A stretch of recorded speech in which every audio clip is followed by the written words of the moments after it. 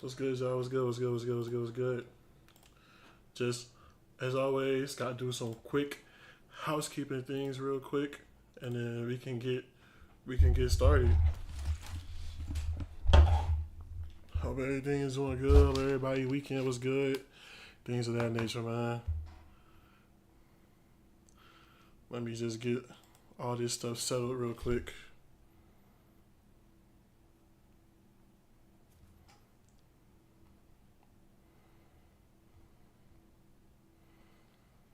One more time,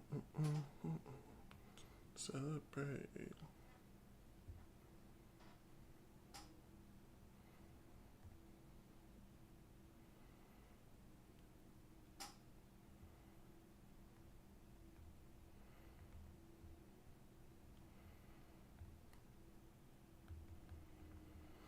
How everybody doing though?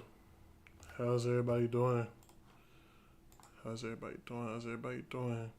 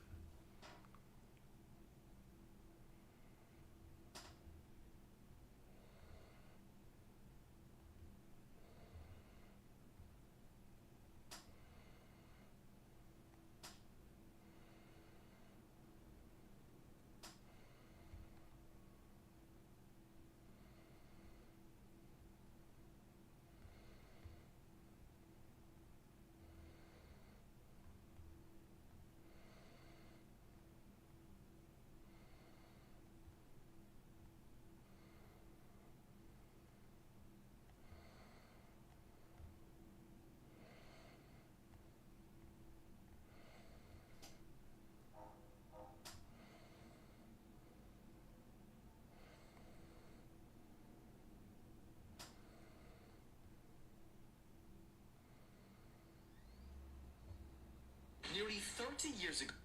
My fault, y'all. My fault.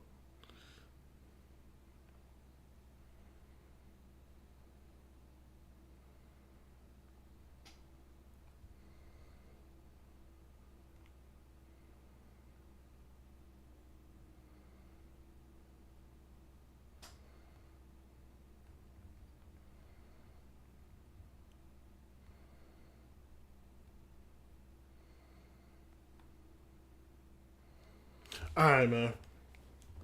Alright, we can get started. And we gonna start this live, like how we start every live, with prayer. So, y'all go ahead and bow your heads, man. Dear Lord Jesus, we would just like to thank you. Thank you for everything that you do for us, Lord. Lord, I just ask that you allow this live to go smooth, that you help me continue to spread your kingdom the way that you want it to be spread, that you continue to guide me and help the viewers, Lord. Pray that we have a nice smooth stream and that we have a good time, Lord. And this we pray in Jesus' name, amen. Alright, man. Alright. Let's get started. Let's get started, man. How's everybody doing? How's everybody feeling? How was y'all weekend? I'm not gonna lie. Like, I know I ain't been streaming a lot.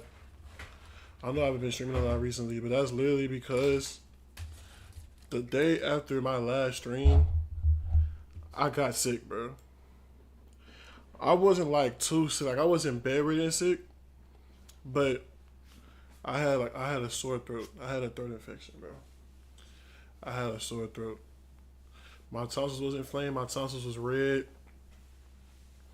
It hurt like hell to swallow anything. If it wasn't cold or if it wasn't like boiling hot, it hurt like hell to swallow anything. And then it made it even worse for me to talk. Cause y'all know on stream I like to talk a lot. So it was even worse for me to talk. I couldn't talk at all. So I know I couldn't stream. And I wasn't gonna do that to y'all. So I had to be off for a couple of days. Well, that was a couple of days, but I had to be off for a little bit so I could just until I started feeling better, you know. But yeah, I'm feeling a whole lot better now. I feel great actually. Not gonna lie. And I'm just ready to move on and you know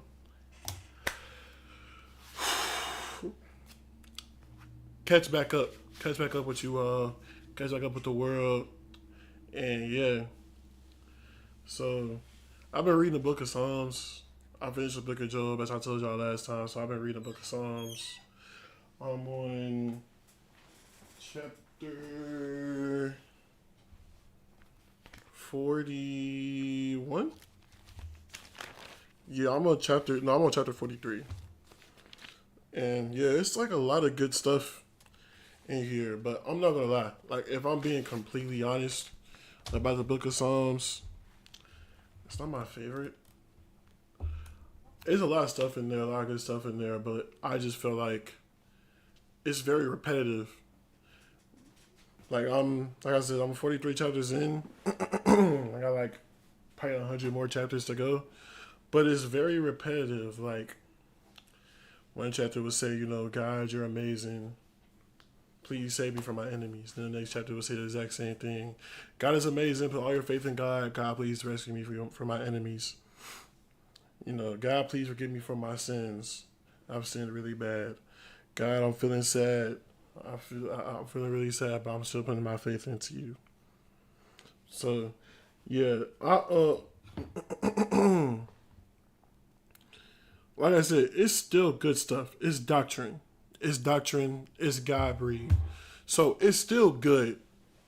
That's just the one thing that I would say about it. If I'm being completely honest, like, it's just very repetitive.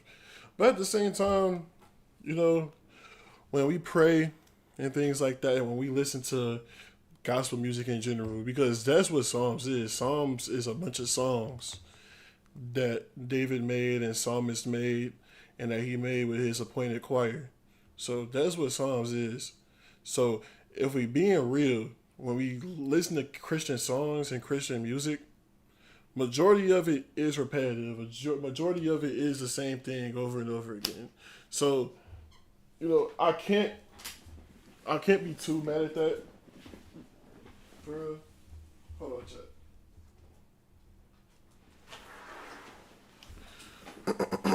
I can't be too mad at that for real. So yeah, like I said, it's good stuff. One of the things that stuck out to me was the last chapter that I read, chapter 42, and in there, Psalm chapter 42, verse 5. This one I related to a lot. Like, when I read it, like, it just spoke to me because that's something that I've been going through, especially like in this year. I'll just read it for you. He says, "Why am I discouraged? Why is my heart so sad? I will put my hope in God. I will praise him again, my Savior and my God. Now I am deeply discouraged, but I will remember you, even from distant mountain Hermon, the source of the Jordan, from the land of Mount Mizar." That one spoke to me because, as y'all know, like, I made it known this year, I have a lot of hold on.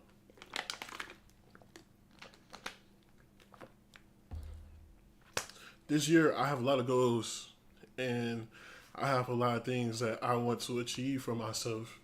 And like, there's days where like I'll have like a lazy day, or there's days where I feel like I didn't do exactly what I was supposed to do, and I would feel discouraged. I would feel sad. But at the same time, like, I have to remind myself all the time. Like, I have to remind myself every time that I feel that way, every time I feel discouraged, every time I feel sad, I have to remember to put my praise, to put my hope in the Lord. You know what I'm saying? Which is what the verse pretty much says. I'm discouraged, I'm sad, but I still put my hope in the Lord. I still put my faith in the Lord. I still praise him. I praise him through it all. Like Marvin Sapp said, thankful for it all. Good, bad, ugly, great, and small. I get what I'm saying? So, yeah.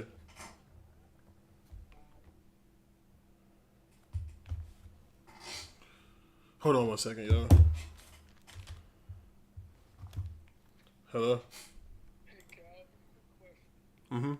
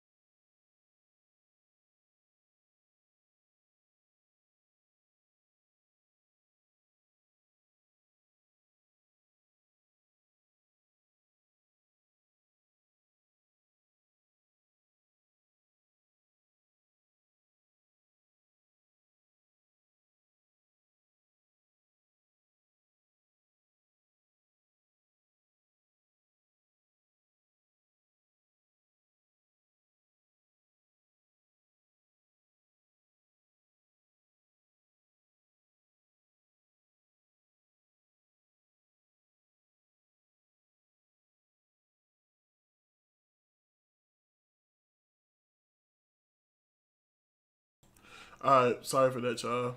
That was my coach. I had to take that. I apologize for that. But where was I? What was I talking about? Yeah. So that's what really stuck out to me. Psalms 32, verse 5 through 6. You know, when we're discouraged, when we feel sad and discouraged on what we got going on, um,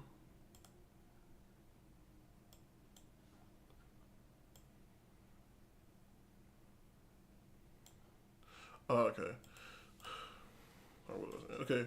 So Psalms 42, verse 5 through 6, right? And that helped me because I related a lot to it. You know, there's a lot of times where I feel discouraged. There's a lot of times where I feel sad, but at the same time, I still have to put my faith in Him. I still have to put my trust in Him because it's gonna all work out eventually. You know, even though we may not see it, we walk by faith, not by sight. So we just have to trust in Him and put our faith into Him and just keep on working, keep on working, keep going, keep going, keep going, and everything will work out. Even if it's not in the way that you've seen it, it may even work out better. You know, we talked about this in the past with it was Chronicles. I forgot which king it was exactly, but it was one of the kings in Chronicles where he put matters into his own hands and he didn't ask God.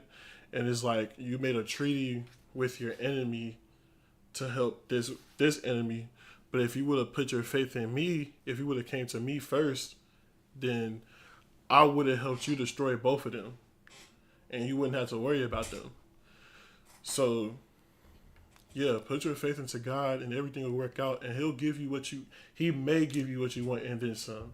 I can't guarantee that. Only God knows what He wants to give you, but there's a chance that He could give you that and then some. You know, I don't see why He wouldn't though. If it's following His plan for you, and if you're doing what you set out to do in His will.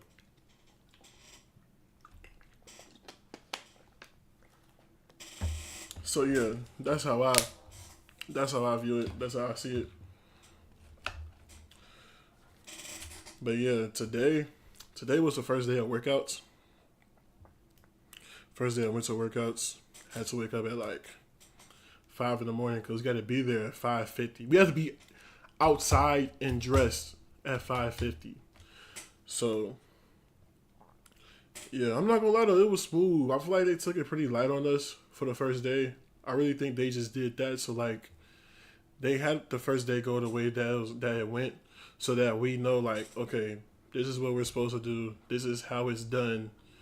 You know, so the next time we do it, there's no mistakes. Because if there's mistakes, My football players know, man. My fellow football players know. My fellow collegiate athletes know. Get them chopping. Yeah. So obviously there may be some growing pains. It's a lot of new people. It's almost a brand new team. So we're just gonna work through it and grind to it and stay on our grind, stay focused. That's how I'm looking at it. That's how I'm viewing it. Just staying on my grind, staying focused on the task at hand. Um, but other than that though, like I said, it went smooth. The lift, the lift could have been better. It's just like I don't know. Like I just feel like we only have a certain amount of time to get the lift done, and it's like so much in one lift. Like you gotta work quickly, but at the same time, like you also want to make sure that you're still getting your rest in between sets, because you can't lift heavy one set, not get no rest in between, and then continue to lift heavy though. That's how people get hurt. So that's like my only critique. But other than that though, like everything else was smooth, everything else was good. So yeah, I ain't really have no other complaints about that. Um, I wish I could lift earlier, but I understand why I didn't. I'm actually fine with the time that I lift at because the earliest time, that's what I want to do. I want to get the earliest time so so I could get my lift done, get it over with, and then go about the rest of my day. But at the same time, the early time is the time where majority of the people are doing it, and it's like all those people in that one weight room. It's just it gets chaotic. It gets chaotic. The one perk of having a lot of people in your lift group, is that you get away with more. But we're on grind time, so we're not trying to get away with more. We're just trying to, get stronger, get our body stronger. So yeah, that's really all I care about. Getting my lift done, making sure my body is getting the lift that it needs so that it can get stronger for when spring ball comes through. So yeah. Other than that though, everything else was smooth today. I ain't had no in person class. Like I said, I only have one in person class, and that's on Mondays, Wednesdays, and Fridays. And Monday was a holiday, thank God. So yeah. Um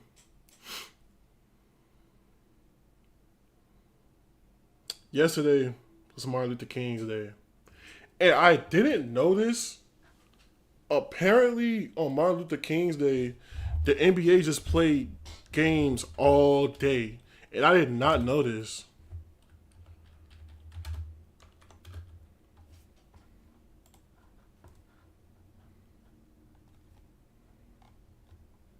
Yeah, like I did not know this. Like they was playing games all day. National games, not just regular like national games. Like I remember it was like 1 o'clock and it was a game plan. And I'm like, what? NBA games never play this early unless it's a Sunday.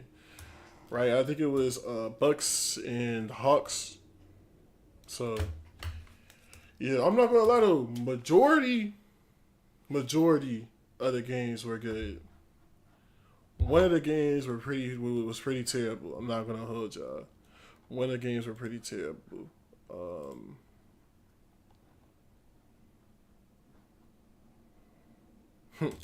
two out of four of the games were terrible. I'm not gonna hold y'all. Um, the Bucks versus the Hawks was good. That was a good game. Um, Giannis was going crazy as he always do. He didn't score the most, but he was going crazy on the glass. And I'm not gonna lie, watching that game, I'm gonna be honest. I haven't been watching the NBA season a whole lot recently. I'm going to try to get a lot more into it now. I know as of right now, the Rockets are playing the Spurs, and then who plays later? Who plays later? Yeah, the Lakers and the Nuggets. The Lakers and the Nuggets are playing later. I know that the Spurs are beating the Rockets, of course, but yeah. So Giannis needs to leave Milwaukee as soon as possible. I understand he wants to be loyal, and I respect it. I respect it, but at the same time, bro, like eventually you gotta realize, bro, these teams Milwaukee's not doing nothing for you. They're not trying to get you a championship roster. They tried to give you Dame. Dame didn't that didn't work, and they gave you nothing else for it. You know, they just let Dame go for nothing. So I don't know. I feel like Giannis needs to leave, and he needs to leave ASAP. He needs to find himself a new home, somewhere where he can actually win. Because Giannis is a generational talent, bro. Let's be real. We haven't really seen nobody like Giannis. Nobody that could dominate like Giannis. Like, yes, there's Shaq, right? Like, Shaq is dominant, but Shaq dominated in a different way. You feel me? We haven't seen nobody with the skill set of Giannis with that length that could just attack the rim at any given moment, right? And also on the defensive end, how good he is on the defensive end. He's also a good playmaker. Like all these things, like Giannis is a great generational player. And I would just hate to see Giannis waste his prime and not have no chance to win for real. Like he only has a few more years in his prime and he's wasting it, bro. I don't want him to be I don't want him to be one of those players that we end up looking back 20 years later, God willing, if I live for that long, we end up looking back 20 years later and we just look at Giannis and like he just gets overlooked because he only won one championship. Because y'all know how basketball discourse is, bro. Like Giannis is an amazing player, but nobody's gonna care because he only got one ring. And it wasn't like Dirk where okay, Dirk got his ring, but it was one of the greatest finals runs ever. No, Giannis got bailed out that season. Let's be real. And I'm a Giannis fan. Giannis is my favorite player. I love Giannis, bro. But at the same time, we gonna keep it a bean, right? We gonna call a spade a spade. That finals was a gimme. That finals was a gimme, bro. He played the Atlanta Hawks in the Eastern Conference Finals. His toughest opponent, two of their star players got hurt. He was facing the super team, and the two players that made a super team got hurt. So that was a gimme. So I feel like if Giannis don't leave and go somewhere that's competitive and win more rings, we're going to look back at his career and we're not going to look at it like how we should be looking at it. I'm still going to appreciate Giannis for what he is, right? In my opinion, I think Giannis is the second greatest power forward of all time, right? That's just me. But I know how basketball discourse can be, right? Giannis only has one ring in his career. Nobody's going to look back at Giannis and really say much. You feel what I'm saying? So I hope that's not what happens. You know, we still have plenty of time in Giannis' career to see how it pans out. But your prime can only be for so long, bro. And for somebody like Giannis, players that play like Giannis, they don't get to play for that long, bro.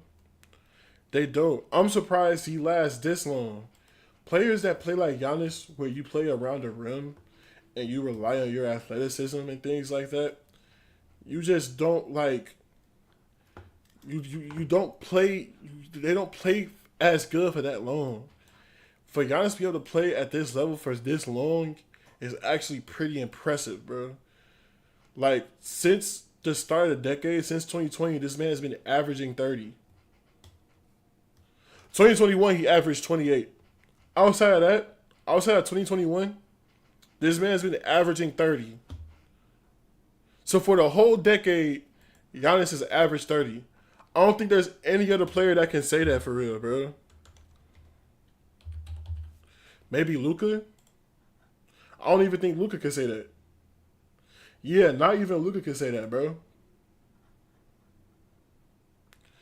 Giannis is the only player this decade that has averaged 30 for the whole decade. Now Shea probably could have did it if he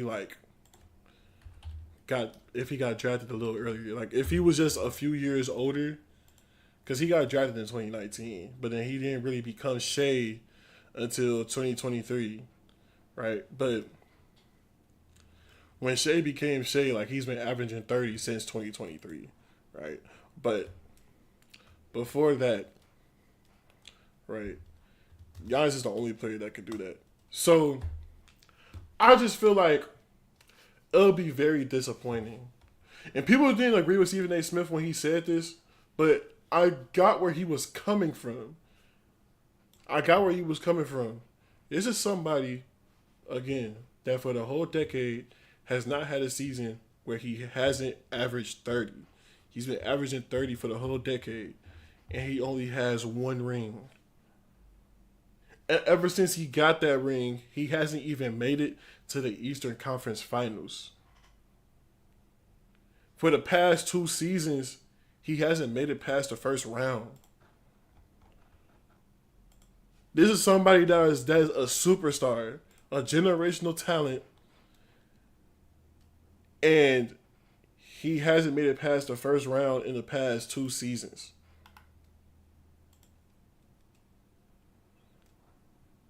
We went 2 seasons in a row without, I think 3 actually. 3 seasons in a row. Yeah. 3 seasons in a row without seeing Giannis pass the first round. And it's not his fault. That's why people say he should have been in the trade, because it's not even his fault. They just refuse to put the right talent around him, the right pieces around him. We know how Giannis can hoop, bro. We've seen it.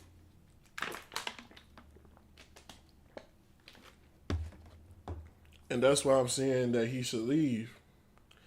And it's people like Giannis. People like Giannis, people like Dame. It's people like them why I don't understand people that hate on LeBron for leaving Cleveland. Because essentially, if LeBron would have stayed in Cleveland, you look at the rate that Cleveland was going. If LeBron would have stayed in Cleveland, he would have ended up like Dame. Or he would have ended up like Giannis. But a little worse than Giannis, because he probably wouldn't have even gotten a ring.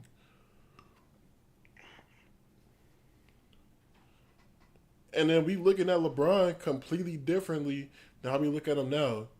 We look at him similar to Giannis. A generational talent who career got wasted in a very crappy organization that didn't make the right moves, that didn't put the right pieces around him. So I don't understand why people get on LeBron for going to Miami. You know, they say that he chooses his teammates and things like that, and that he go to super teams. But at the same time, like, what do you expect him to do? You just expect him to stay in Cleveland? That's unrealistic, bro. That's unrealistic. If your team's not giving you, if players don't give teams what they want, it's just at every level, high school, college, yeah, college now for sure, and especially in the pros. If you don't give the teams what they want, they get rid of you. They either ship you off or they waive you. That's what happens if you don't give teams if you don't give teams what they want. If you don't give them the performance that they need out of you, because they're paying you to do so, right? So why is it a problem when a player does the same? Why is it a problem when LeBron does the same? Y'all not giving me what I want. Y'all not giving me what I need to succeed. So of course, D-Wade, bro. Yeah, I see you over there in Miami struggling, gang. I see you over there struggling, bro. You need me to go through? Yeah. I'll hit box right now. Come on, gang. Of course. Who wouldn't do that? Of course. So yeah, that's how I felt about that. That Hawks game was ridiculous. That man Giannis, it was literally like the RDC video where Giannis was quite literally like he couldn't sit down. As soon as he sat down, the Hawks went on the run. They started coming back. Like it's crazy how when Giannis sits down, the Bucks have to rely on Bobby Portis. That's who the Bucks turn to when Giannis sits down. They turn to Bobby Portis. That's the man that gotta get it done when Giannis sits down. And that's why Giannis needs to leave, bro. Because if that's the other player that you have to rely on, if that's your number two guy, Bobby Portis, bro, then we got some other stuff we gotta hash out, bro. Y'all feel what I'm saying? If your number two guy is Kevin Porter Jr., no disrespect to Kevin Porter Jr. I think he was a dog. I would have loved to see him stay in Cleveland, but at the same time, I'm gonna call it like it is. You gotta rely on Kevin Porter Jr. to be your number two guy. Hey.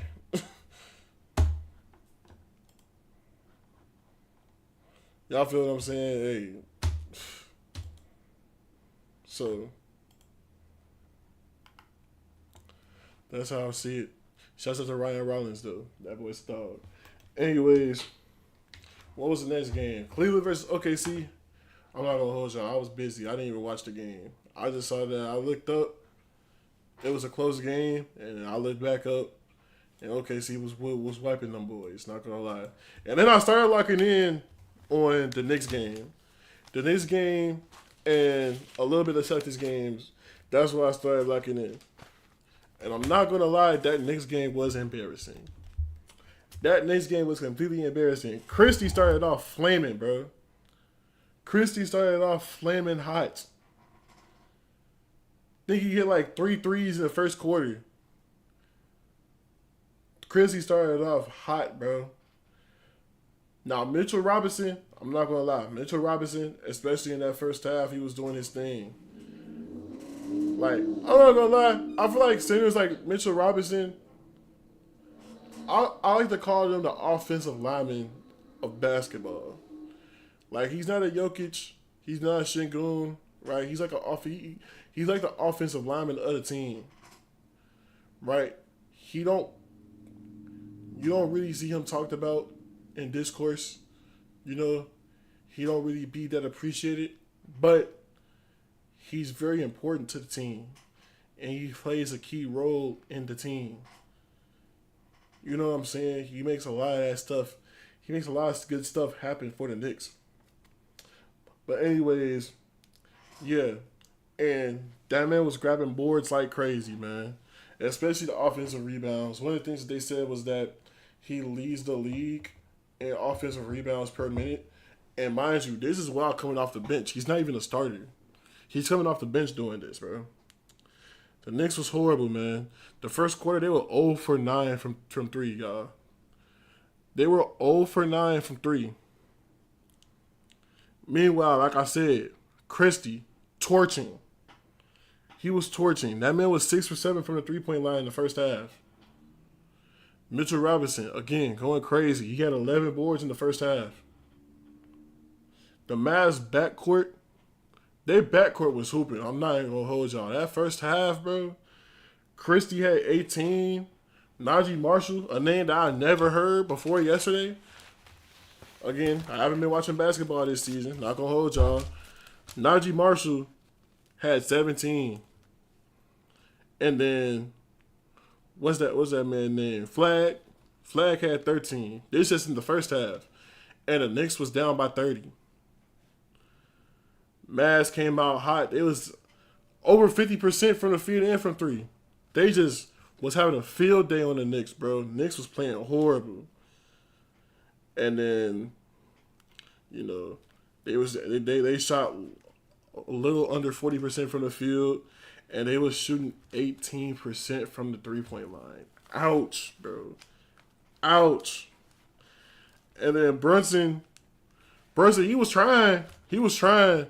At the same time, they may have 11 points with 13 field goals. Hey, I don't know how inefficient you could get, gang. And then that was just dominating the glass, bro. I'm not gonna lie, I stopped watching after the third quarter. I seen it. The game was over, bro. The Knicks was playing horrible. They couldn't buy a bucket. And after that game, I seen a tweet. It said the Knicks was 2-8 in 2026. After that game, so they only won 2 games in 2026. Hey, I don't know what's going on, but the Knicks got to get together because this was supposed to be the season that the East was supposedly wide open, and they just coming back from a trip to the Eastern Conference Finals, a game away from going to the finals, and then this is what they're doing this season. Now, I seen a tweet today that said that Jalen Brunson called a team meeting. He got a not a team meeting, a player only meeting to get this stuff hashed out. Kudos to him. I appreciate him for trying to, you know what I'm saying, take that position and lead the team. And I hope that they find a way to figure it out because I would hate to see the Knicks, a team like the Knicks that is extremely talented, to just underperform. And we miss out on some good series because they decide to perform like how they performed yesterday.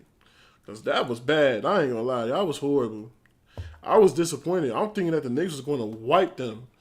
This is an injured Dallas team, bro. I'm thinking the Knicks is going to wipe them.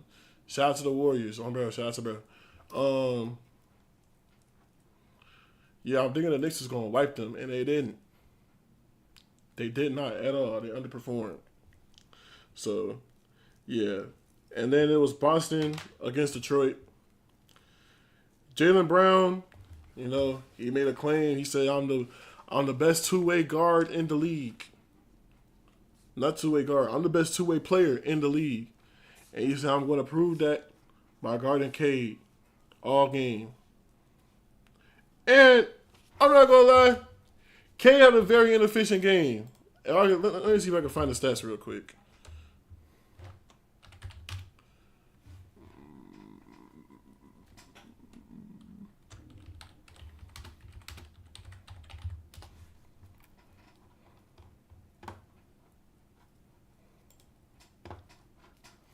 Bro, NBA, please don't piss me off, bro. Y'all be pissing me off when y'all do this.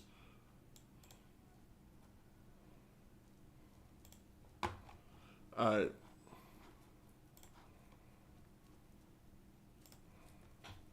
Okay. So Cade had a very inefficient game. He shot 4 for 17, right? So on paper, it looked like Brown was clamping up Clay. I'm not gonna lie, Brown was not clamping up Clay. Brown was not clamping up Clay. It was a great team effort to guard Cade. I don't know why I said Clay. It was a great team effort to guard Cade. But Brown himself, he was not. No. If you was actually watching the game, bro, Cade was getting right. He was getting right past Brown every time. The only problem is he would get right past Brown and have to run into what's that man's name? Keita. He would shake up Brown and literally with the simplest jab step. He jab, get past Jaylen Brown, but then he has to run to Keita. And now he has to worry about scoring on Keita. So that's really why Cade shot so bad. It was because it was a great defensive effort from the team.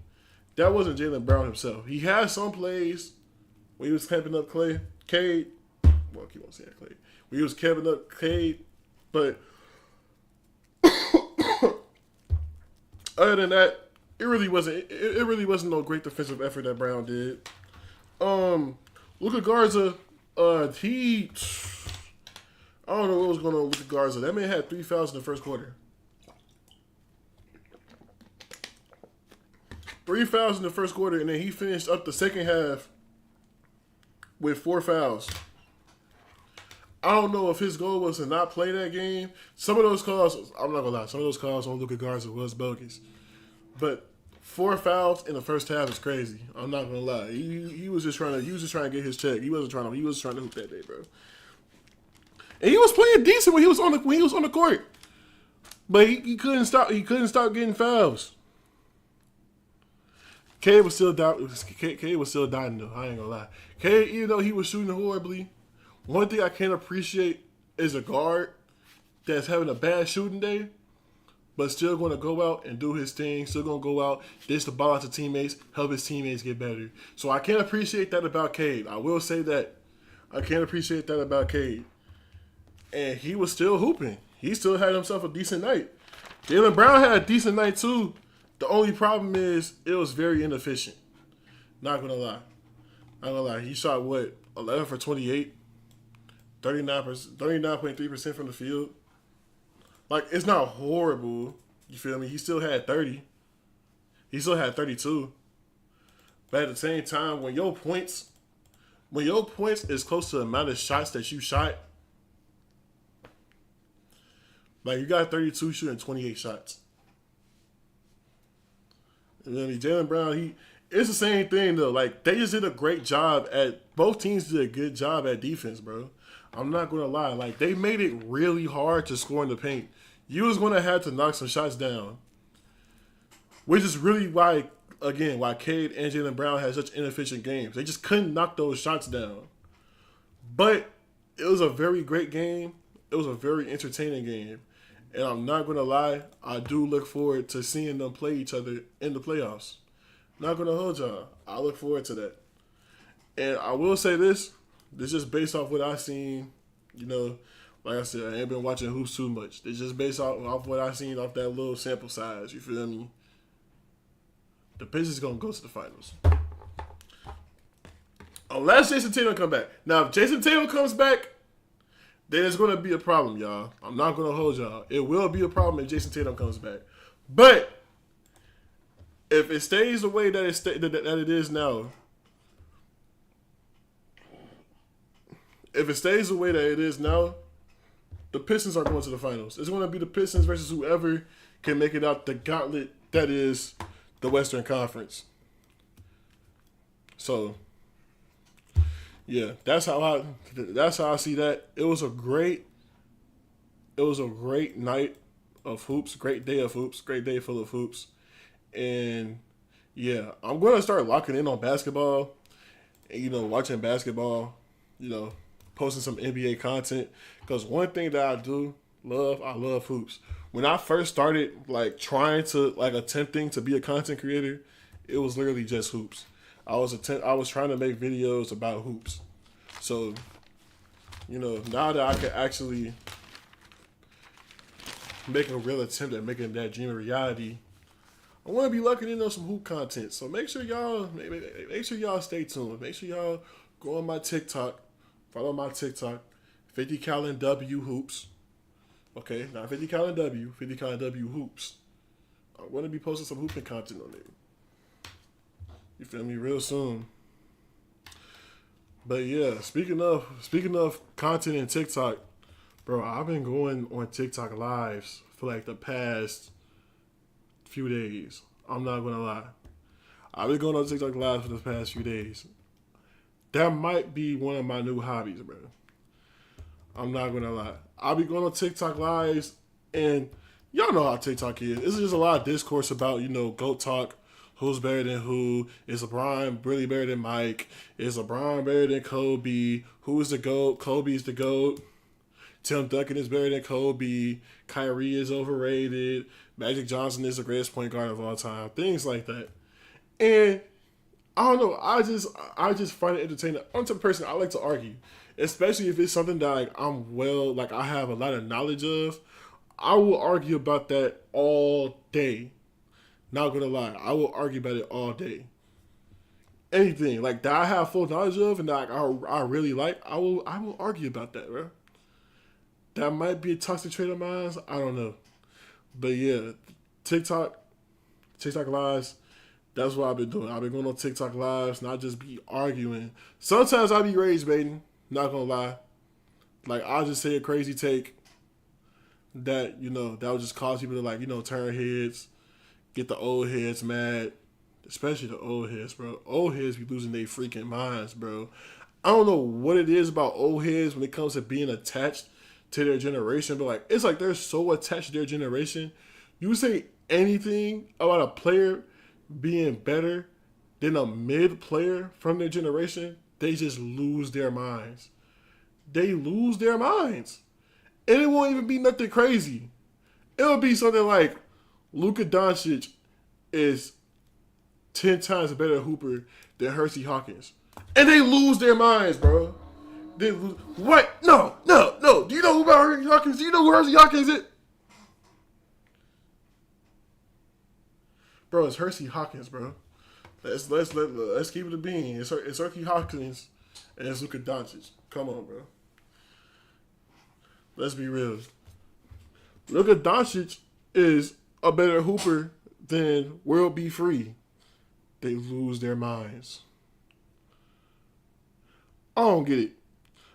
I will definitely be posting TikToks about that stuff, though. About the stuff that old heads be saying. It just makes absolutely no sense. Because it makes no sense at all.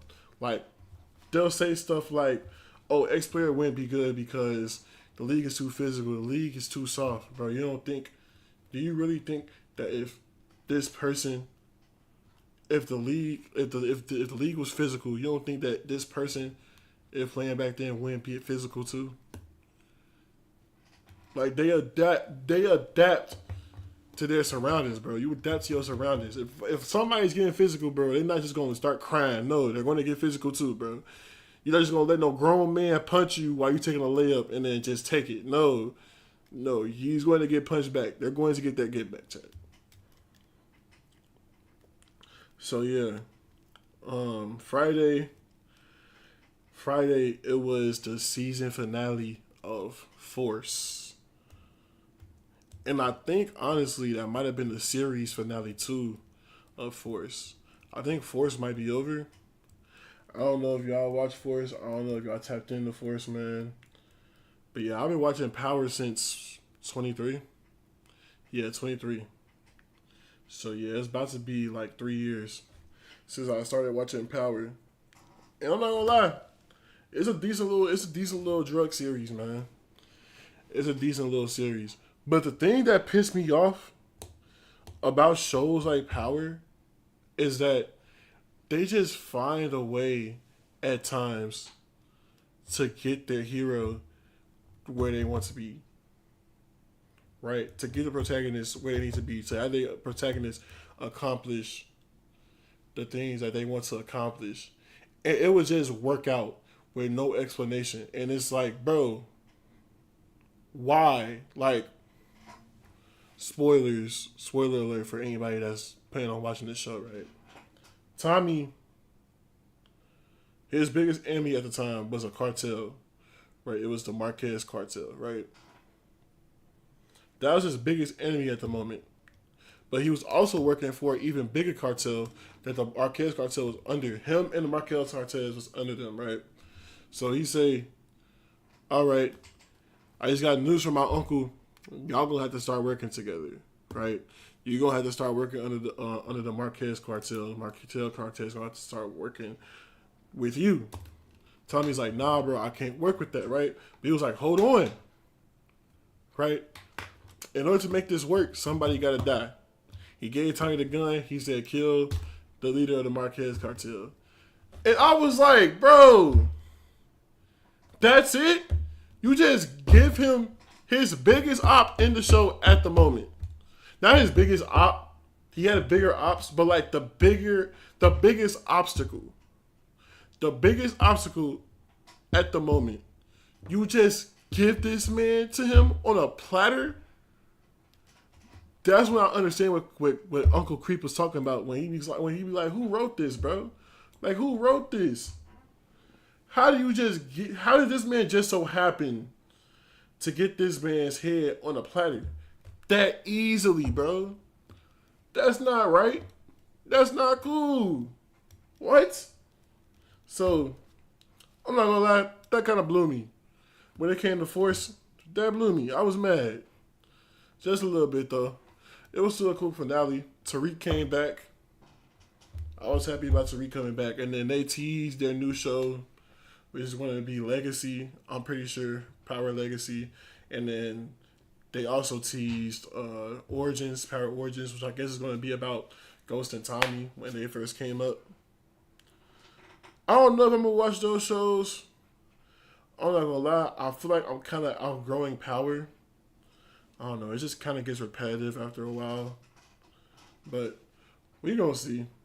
We gonna see. I might watch the first few episodes to see how it is. Cause like even like Raising Kanan, like this new season of Raising Kanan, I could not watch. It was so boring, bro. So boring. I tried watching that show and I'm just literally the whole time, bro. I couldn't get into it. But another thing that happened this weekend, bro. The freaking Bears, bro. The freaking Bears. I was like, man. I'm gonna be honest with y'all, right? I was telling people the whole time, I don't care if we make it to the Super Bowl. Because as far as I'm concerned, like, we beat the Packers, bro. And not only did we beat the Packers in the playoffs, but we wasn't even expected to make it this far.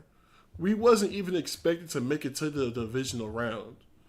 So I was just happy to be there. I'm not even gonna hold y'all. I wasn't even expecting to even make it this far. But we were so close to getting there. And I started building up hope, Chad. I started building up hope. I'm like, okay, we finna beat the Rams. We finna beat Matthew Stafford. Bro, we beat Matthew Stafford with this great defense that they have, bro. Gang. Ain't nobody stopping us from winning the Super Bowl, bro. And we lost. Because DJ Moore don't want to run his route. Man, when Caleb threw that pick, bro, I was heartbroken. I'm not going to lie. But at the same time, if I'm keeping it real, we had 2 great games in from a field goal. I just feel like, me personally, if a game goes to overtime, that game should end from touchdowns, bro. I feel like field goal is just such a cop-out. And I just feel like field goals are a very anticlimactic way on ending a great game. Because like, if it's in field goal range, bro, like, you just know, bro. Like, a kicker, he's getting paid millions of dollars for that specific reason. He only has one thing to do. One thing, one job. That's to kick field goals, bro. So, like, once you get to a certain range, bro, okay. Like, the game is pretty much over with, bro. You might as well just cut your losses game. Like, you can hope. But it's the pros. Now, in college, it's a little different. But in the pros, bro, come on, bro. You just know that he gonna make the kick. I feel like me personally, a game shouldn't end in overtime via field goal. Now regular game, you feel me? Regulation, okay. You can end it through a field goal. But overtime, bro, that gotta end from a touchdown. It has to. These games be so good. They be so good just to end from a touchdown, bro. Like that Chiefs game. That Chiefs game with wait, no. I think they scored for a touchdown, so never mind. I'm tweaking. But But that Bills game, Bills versus the Broncos, field goal. Great game. Could be a classic. And from a field goal. The Bears game, it ends from a field goal.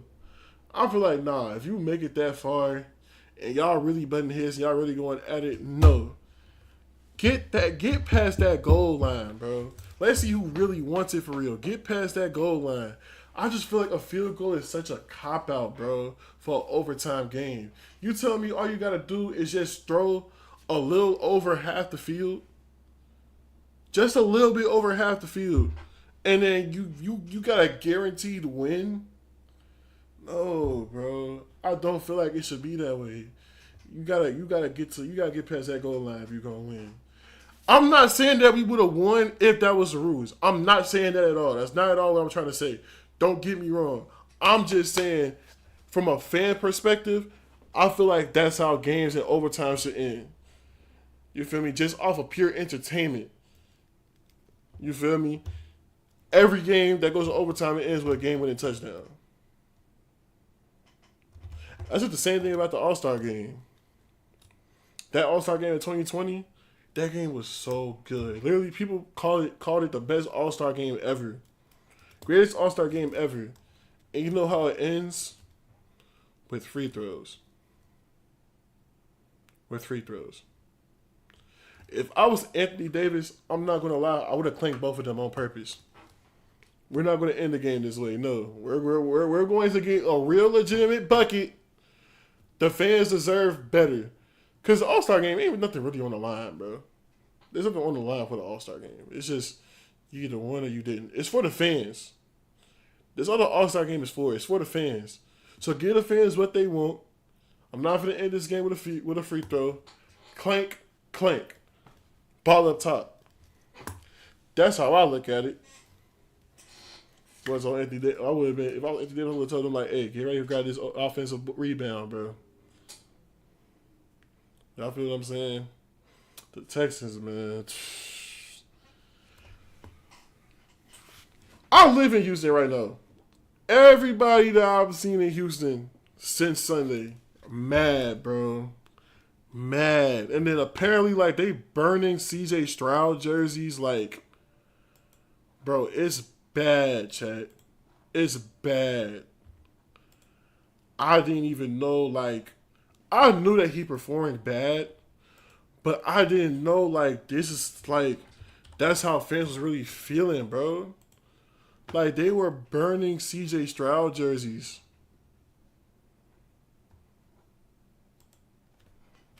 That's insane, bro.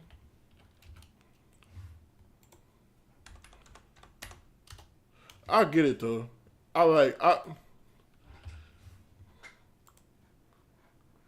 I kind of understand. Y'all feel what I'm saying? Because he threw 4 picks, bro. You throw 4 picks in a divisional round game, bro. Like, fans are going to be mad. But, like, burning his jersey, though, for real?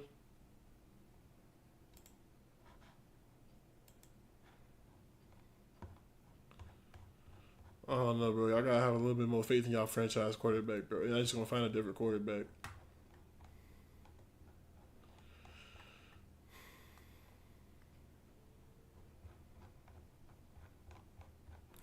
But yeah.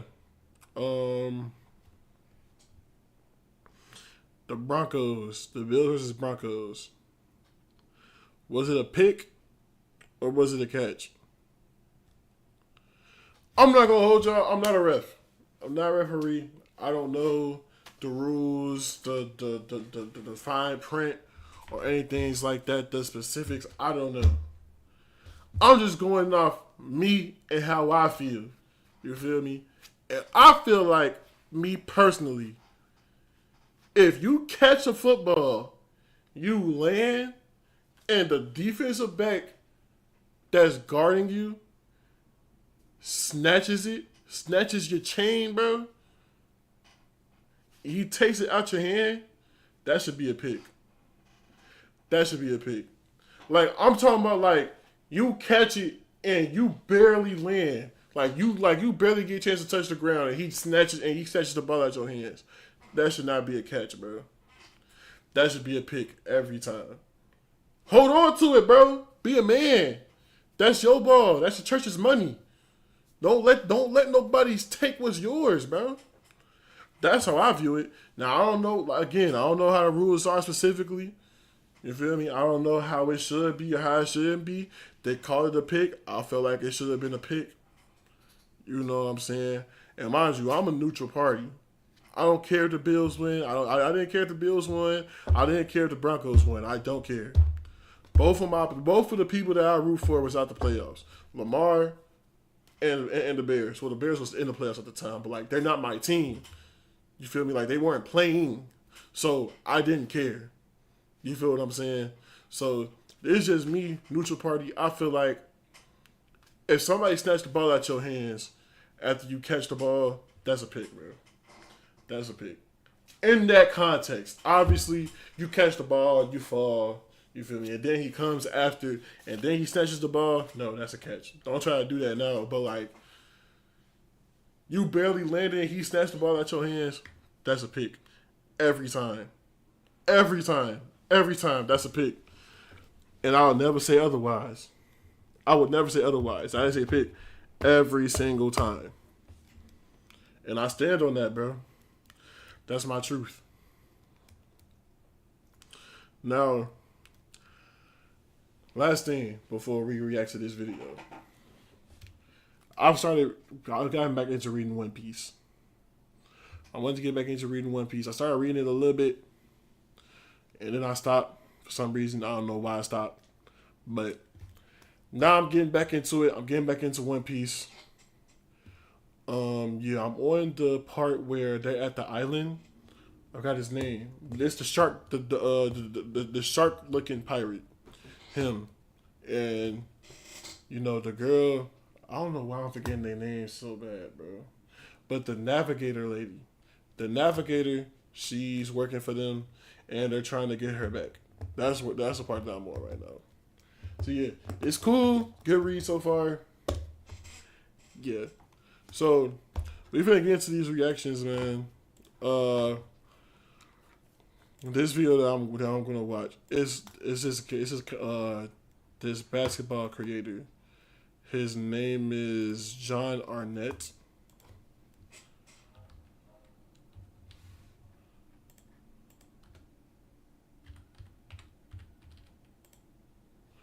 Johnny Arnett. That's his name. Johnny Arnett. He made a video and it was the 100 greatest teams ever.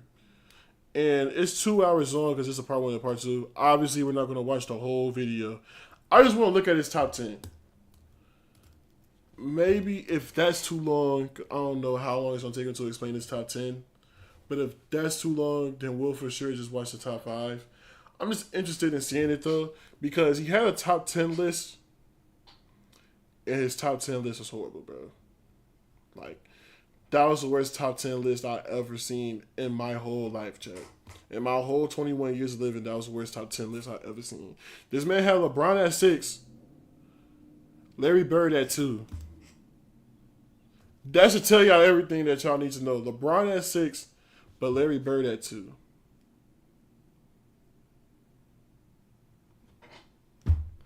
So we gonna get into it, man. I hope that he don't. I hope that it's not as bad as his individual player list. Hopefully I see. I know for sure because he had Jordan at number 1. I know for sure he's gonna have the 96, the 95, 96 Bulls on there. I expect these are just teams I expect to see. I expect to see the 95, 96 Bulls. I expect to see the 2017 Warriors. I expect to see the 2001 Lakers. Maybe the 85 Celtics, as I always see their name in there. I wonder if he'll put the 2016 Warriors, even though they didn't win a championship, they still broke the all-time record, bro. And they still have it. And it's been 10 years now, and they still have that record. So maybe they get put in there, but at the same time, they didn't win a championship. So probably not, but we're going to see. So, yeah, let's get right into it and check it out.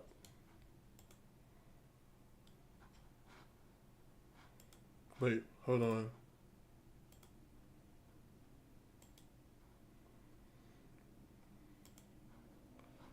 My headphones been disconnected this whole time. Wow. Hello? Hello?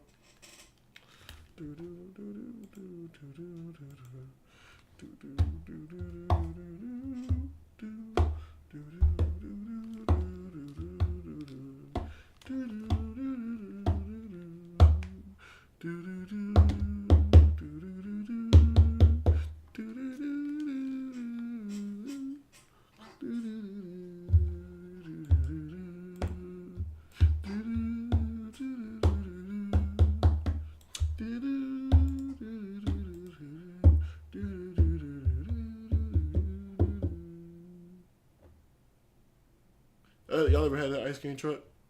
That's just me. Okay, my bad. All right.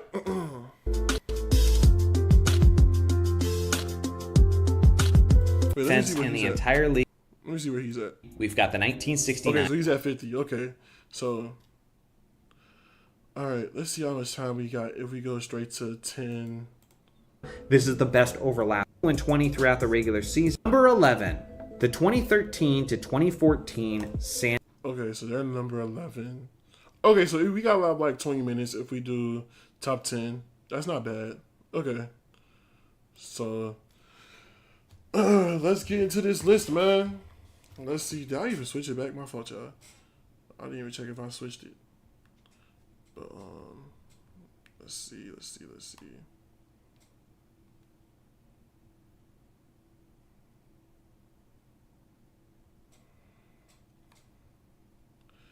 All right.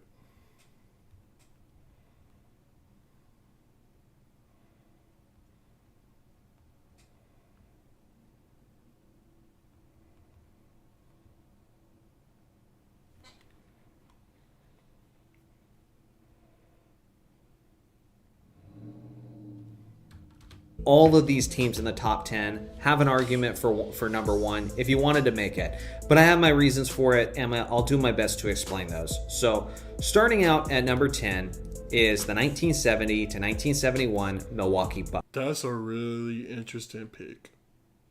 I'm not going to lie. That's a really interesting pick. First off, it's a team from the 70s. And then two, like, from what I know, did they even do anything that was, like, that fantastic? Other than it, like, of course, being Kareem's first ring. Did they even do anything like that fantastic? Bro, look at this picture. This is like a very, like, high school freshman basketball type of picture, bro. Like, can you imagine teams taking pictures like this now, bro?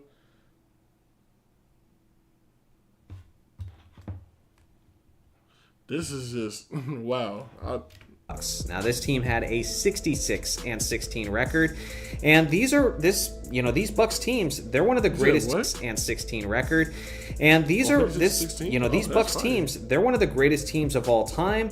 They were number one in offensive rating this year and number one in defensive rating as well. For some reason, this team doesn't get the love and credit that they usually deserve on these type of lists, but not only did they dominate the regular season, these people was like 30, not even 30.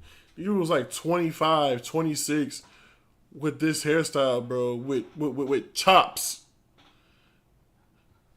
And everybody thought that was clean, bro. Having the Philly beard, bro. The sideburns with nothing on the bottom, bro. Should I get that check? Nah, let me stop.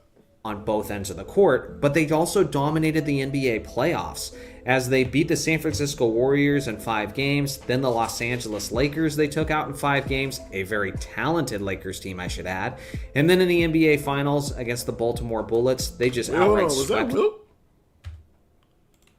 Bro, don't tell me Kareem beat Wilt in his second year in the league, bro. Let me see. Let me do some digging real quick. I'm not gonna lie, Wilt Chamberlain was gonna really have some explaining to do. Wow. They only lost 2 games this whole run. That's crazy. But let me find out Wilt Chamberlain. Wow. Kareem beat Wilt Chamberlain in his second year. Wow. What did Wilt Chamberlain do? And shot horribly. Both of them shot horribly for centers, I'm not gonna lie. But man, that's crazy, bro. They look like it was pretty much neck and neck, though. Like, Kareem had 25, Will had 22, but Kareem had 17 boards a game, Will had 18 boards a game. So, like, and then they weren't even looking at stocks back then, so, yeah, I don't know.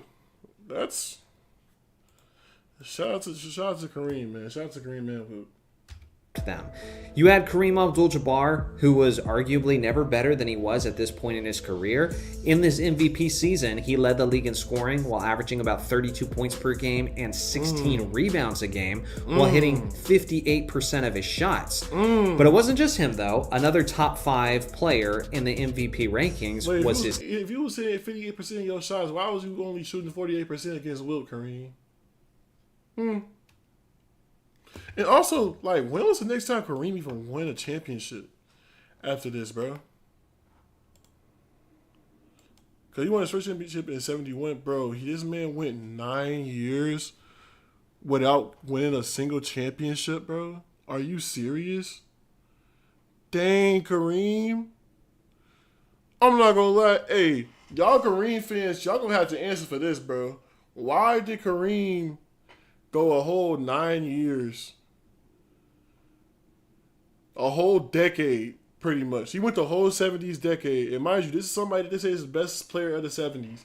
Why did he go the whole decade only winning 1 ring in the beginning of the decade? He went to 71 and then didn't win another ring until 1980. Why? Why is that, Kareem fans? Y'all let me know. If y'all support Kareem, y'all got Kareem as y'all go, let me know. Why is this the case? I'm genuinely asking. Because I'm not too hip on my 70s basketball history, bro. Not gonna hold y'all. He went to 16. He played 16 games this season. Did he go to the finals this season? He did, and he lost to the Celtics. Man, Celtics took his lunch. He played decent though this series. Was he getting sold? Let me see. No, I just like the Celtics just played better. John Havlicek was a dog, and JoJo White, and Dave Collins.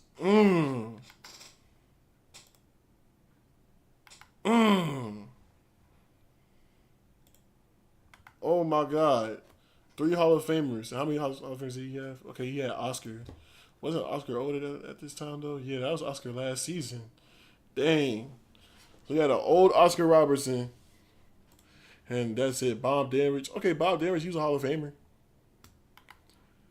I don't know, chat. But yeah. Teammate Oscar Robertson, who's quite simply one of the greatest point guards in the history of the league. This year, he was averaging about 19.5 points and 8 assists and 6 rebounds. They also had Bobby Dandridge, who was a solid third option, averaging 18 a game. John McLaughlin was another solid weapon, and even Greg Smith was in double digits as well. And so, one of the greatest teams ever. There's basically no aspect that they didn't dominate. And so the only thing why that they had their shorts so high? That's one thing I can't understand about old basketball. Why did they make their shorts so high? One thing I'm happy about with the 2000s, I'm glad they stopped that, bro. I'm glad they stopped the small shorts, man. Cause geez, like maybe they didn't have, compared to a lot of these teams, is 3 legitimate superstars. But as far as like how they handled the competition, whether it be the regular season or the postseason, they're among the best of the very best. Number 9, the 1988 to 1989 Detroit Pistons. Really? And again, I am on record. Hey, they did beat Jordan. Just putting that out there. Saying that this team might be the deepest team in the history of the league. So we're going to talk about a lot of their players. I don't think so. I don't think they'd be the deepest. Because that one Celtics team, they did have 8 Hall of Famers on that team. So they had Hall of Famers coming off the bench. So could you really call this the deepest? I don't know. But let's see what he has to say. The 89 Pistons had a 63-19 record. They were led by Isaiah Thomas. Again, talked about this earlier, but just an amazing dual threat. If you needed 40 points from him, he could give you that. And in the next game, he could give you 20 assists. The guy was insane. Incredible ball handler, incredible player in the clutch. Alongside of him, leading the team was also Joe Dumars, averaging 17 points per game. He was one of the best perimeter defenders in the league. You had Mark Aguirre, who was acquired in a trade with Adrian Dantley. So mid-season, they bring in Aguirre. Dennis Rodman, Defensive Player of the Year candidate. Vinny, the Microwave Johnson, coming off the bench, being a spark plug for this team. Then down low, you got Bill Laimbeer and Rick Mahorn, Obviously being strong enforcers for this team as they are fully in their bad boy Pistons phase. And then this team just dominated the NBA playoffs. They swept the Boston Celtics, who, albeit, did have an injured Larry Bird at that point. But then in the semifinals, they swept a very talented Milwaukee Bucks team. Then they took out Michael Jordan, Scottie Pippen, and the Chicago Bulls in the Eastern Conference Finals in 6 games. And then in the NBA Finals, going up against an undefeated Lakers team throughout the Western Conference playoffs, they sweep this Lakers team 4-0. Now, bro, Matt. Hey, that's crazy. That's crazy. I don't want to hear nothing about Magic Johnson no more, bro. Hold on. Magic Johnson did have some issues with his hamstring, but they still won the first game, and they looked like they were in a good position to win the second game as well before Magic Johnson got injured. And so, yes, this Pistons team was utterly... Bro, Magic Johnson, how? I'll be hearing all this talk about Magic. I've never heard of that ever happening before. I don't even think that happened in my lifetime at all. Like, you sweep a whole conference just for you to go to the finals and get swept? What? Yeah. That means, okay, either the Detroit Pistons was really like that, which they were. Again, they beat Jordan. They beat Jordan and the Bulls, so they were like that. So it's that, but it could also be, bro, the Western Conference probably just sucked this season. I'm not going to lie. I'm not even going to lie, because, jeez, bro, what? And Kareem was playing too? Magic Johnson won an MVP this season too. Jeez. What happened? The Pistons just dominated y'all like that, bro? Oh my God.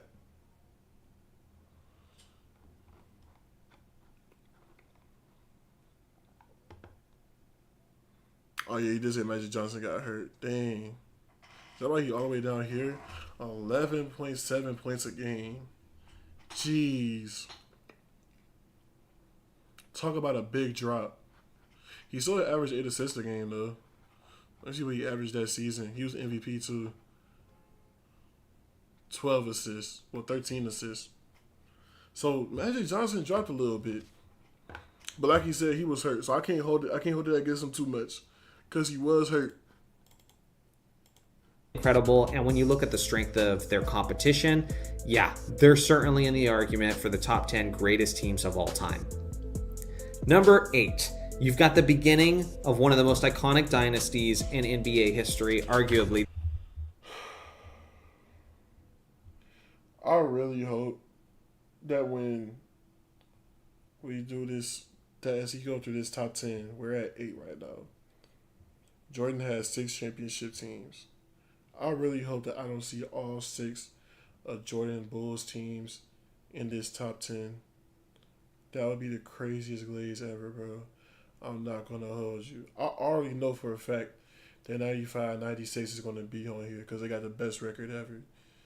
So please, let it just be this team and the 95, 96 team.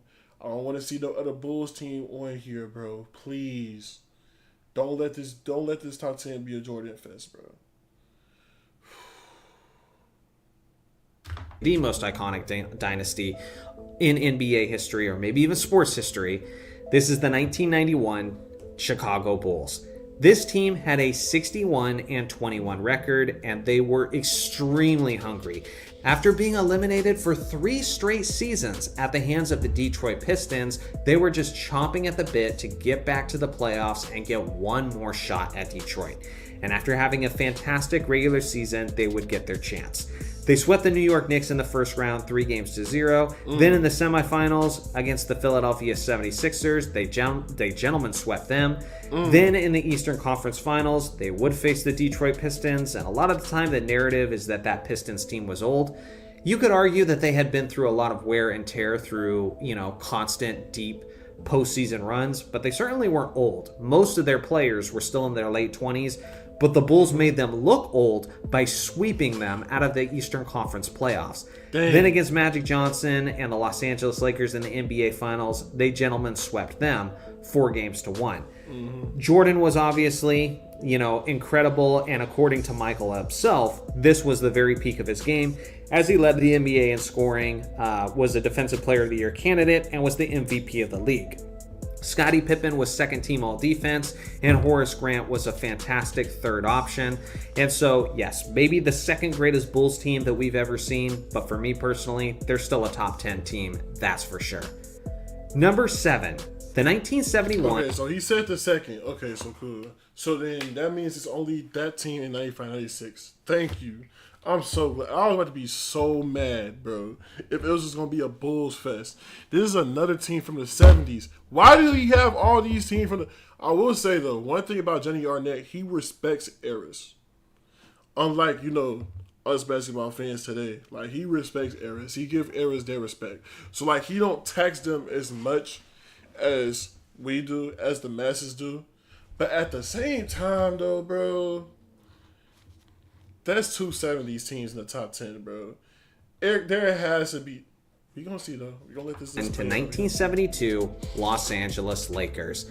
This Lakers team was incredible. They absolutely loved transition, and one of the things that made them so special was the fact that Wilt Chamberlain absolutely owned his role as 2 things. One, a rim protector and a rebounder, and maybe even a third thing, an outlet passer as well.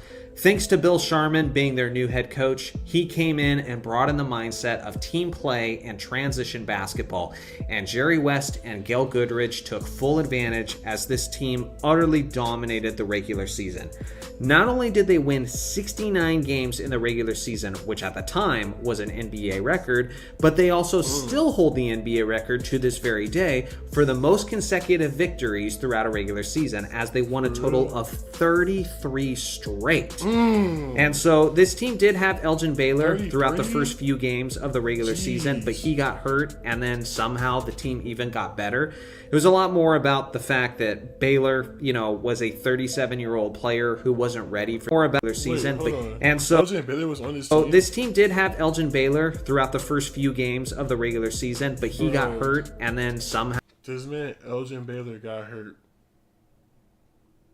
And he gets hurt the year that he gets hurt and has to leave. The Lakers win a ring. And for those of y'all that don't know, bro, this man Elgin Baylor went to I'm pretty sure 8 finals. He went to 8 finals and lost all of them, bro.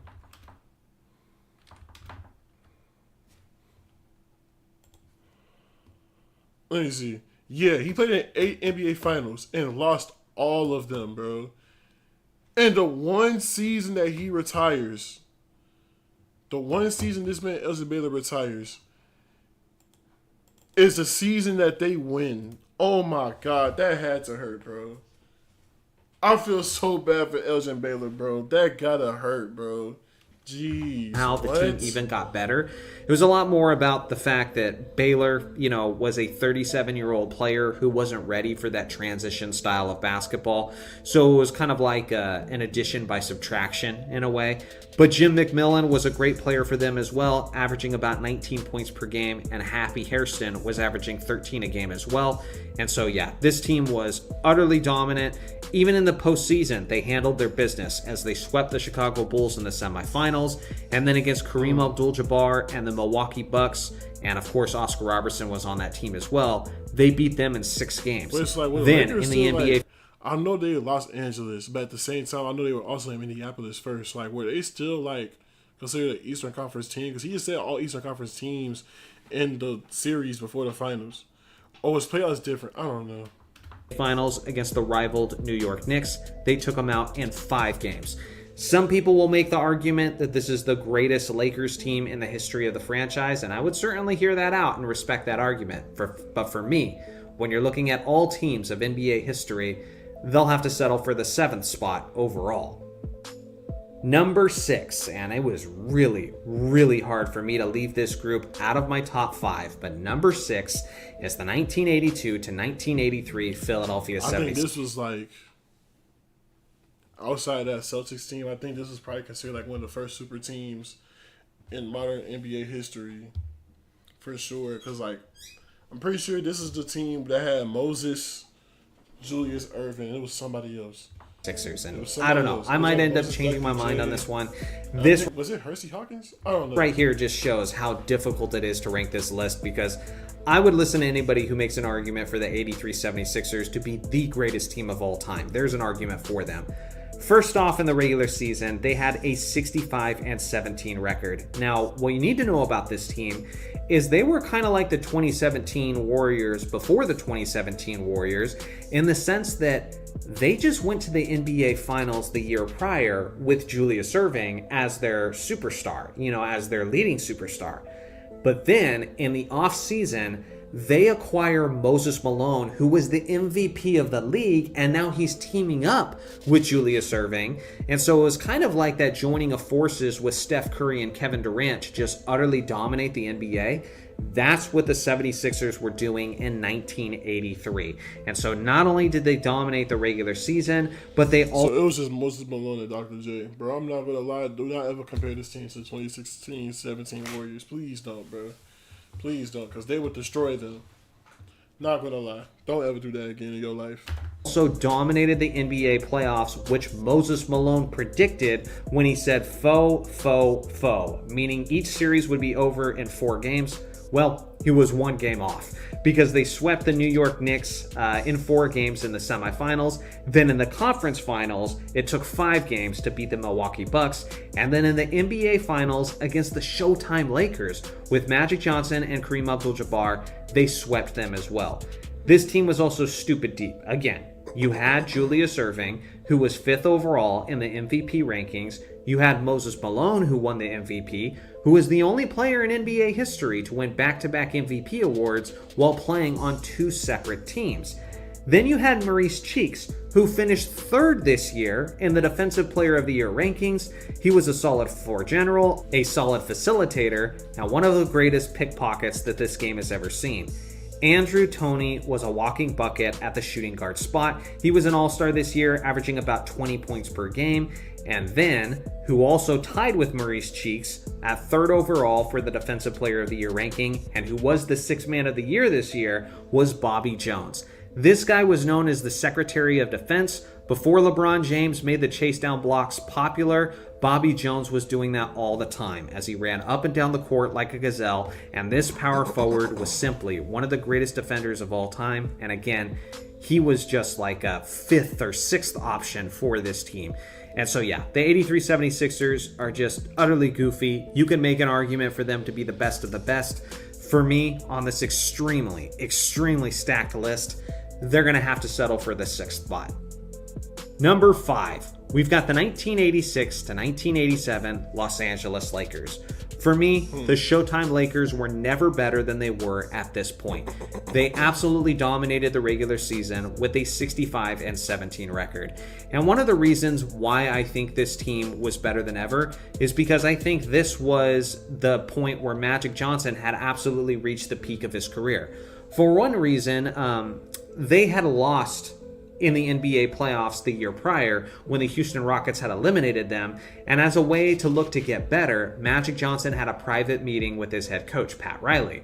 And that's where Pat Riley told Magic that he needed to be more aggressive offensively. He needed to look to score. So Magic then met privately with Kareem Abdul-Jabbar, and he learned more about the hook shot. And now suddenly Magic's better than ever as a dual threat. He averaged 24 points per game and 12.2 assists per game while getting 6 rebounds a game. And so he was one of the leaders, one of the top 10 leaders in scoring. He was the league leader in assists.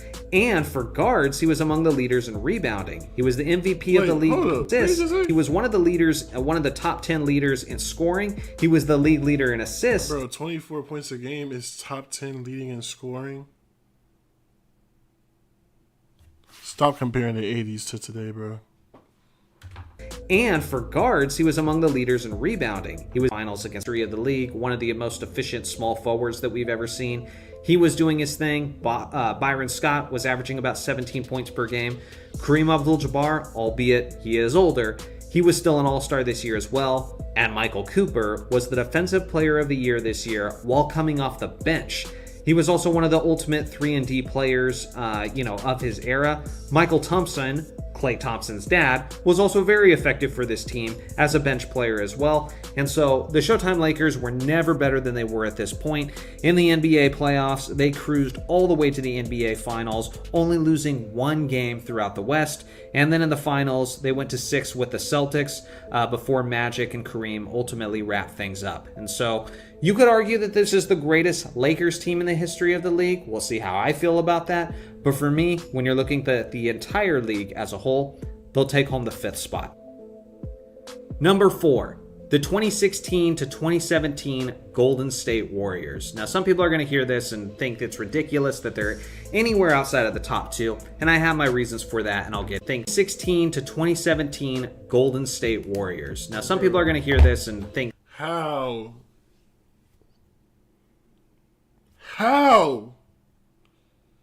What are the 3 teams that are better? Bet you gonna put the Michael Jordan Bulls up there. He gonna put the Lakers up there. I already know what the 3 is gonna be. I know what the 3 is gonna be. He's gonna put Jordan Bulls, 2001 Lakers, 85 Celtics, bro. That's what he's gonna put, bro. I know for a fact that's what he's gonna put. But how though, bro? This is like the greatest team ever assembled, bro. Real talk. Okay, they don't have a big. They play small ball. Is that what he's going to say? That's literally their only flaw, that they play small ball. But guess what? You don't need a center grabbing rebounds if you're going to hit every shot. Do y'all know what this man is right here? He's never missed a mid-range in his life. Like, bro, what? How? I can't wait to see what he got to say. It's ridiculous that they're anywhere outside of the top 2, and I have my reasons for that, and I'll get into it. But one thing we cannot question about this group is that they were ridiculously stacked and basically felt unfair. You had Kevin Durant, an MVP candidate who was at the prime age of his career, who was simply added to the 73-9 Golden State Warriors at the exact spot where they were weak. If you remember, in the 2016 NBA playoffs, Harrison Barnes was having a brick fest as he, was struggling and he couldn't find the bottom of the net. Now they replaced that with Kevin Durant, and they went to a 7-game NBA Finals series where they lost by 4 points in the 7th game, again, without KD. And so what happens? Exactly what you'd expect. Durant joins, they go 67-15, and then they dominate the NBA playoffs with one of the most utterly unfair playoff runs that we've ever seen in the history of the league. They sweep the Portland Trailblazers in the first round, they sweep the Utah Jazz, and they sweep the San Antonio Spurs in 4 games in the Western Conference Finals. Then, after going up 3-0, looking like they're going to be the first postseason team to be undefeated in NBA history, they do lose a game to the Cavaliers before gentlemen sweeping them in the 5th game. And so, yes, this team just felt broken, busted, not fair. The only arguments... That, 4 All-Stars, gang. How is this number 4? This is 4 All-Stars, bro. Oh my God, what? Was it really Steph Curry's team? Was it Kevin Durant's team? Who's the best player on the team? Now, here's the thing. Here's why they're not top 3. They're just outside of the top 3 for me. As far as the strength of competition, this wasn't the strongest point for the Western Conference, that's for sure. On top of that, they were getting absolutely blown out in Game 1 of the Western Conference Finals before Zaza Pachulia stuck his foot under Kawhi Leonard. And then Kawhi Leonard goes down. They come back to not only win that game, but sweep the series. But the way things were going, it looks like they were not only about to lose Game 1, but they were about to lose home court advantage. So for me, it's not just about how much you dominate, but it's who you dominated. That really plays into how strong you are as a team, how high you should be on this list. And for that reason, they're just outside of the top 3 for me. That's fair. That's Number fair, 3, only if, I've got the 1985 to okay. 1986 Boston Celtics. Now let's see Remember who they earlier played. when I was Let's see who they talking dominated. about the 2014 San Antonio Spurs being in the argument for the greatest passing team of all time? Well, this is the other team that people constantly refer to as being the most unselfish and the most beautiful passing team ever. This team was led by their head coach, Casey Jones, who is a Hall of Famer, and they went 67-15 throughout the regular season, and they dominated the playoffs as well. They were first in defensive rating this year while finishing third in offensive rating. They swept the Bulls in the first round. Then, in the semifinals, they took out Dominique Wilkins and the Atlanta Hawks in 5 games. They swept Sidney Moncrief and the Milwaukee Bucks in the Eastern Conference Finals. And then they took out Hakeem Olajuwon, Ralph Sampson, and the Houston Rockets in 6 games on the game's biggest stage.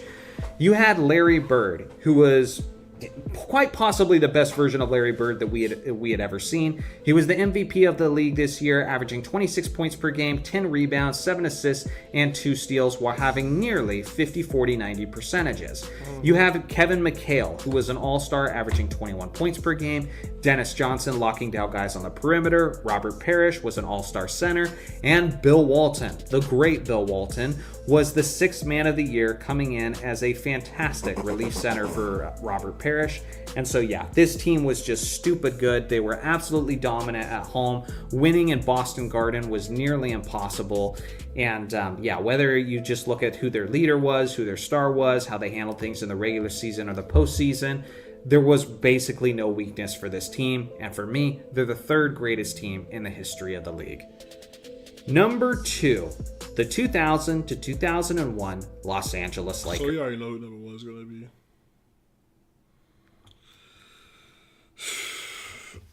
Honestly, bro, I'm not mad at it. I feel like the 70s teams were kind of crazy, but he had good reason to put them there. And honestly, like, I can't name teams that are better. Y'all already know how I feel, Obviously, I feel like the 2017 Warriors is the greatest team ever. But, I mean, that Kawhi Leonard point is a good point, bro. They was getting blown out by 20. But at the same time, like, another thing that I tell people, right, when they say that, it's like, bro, that was game 1.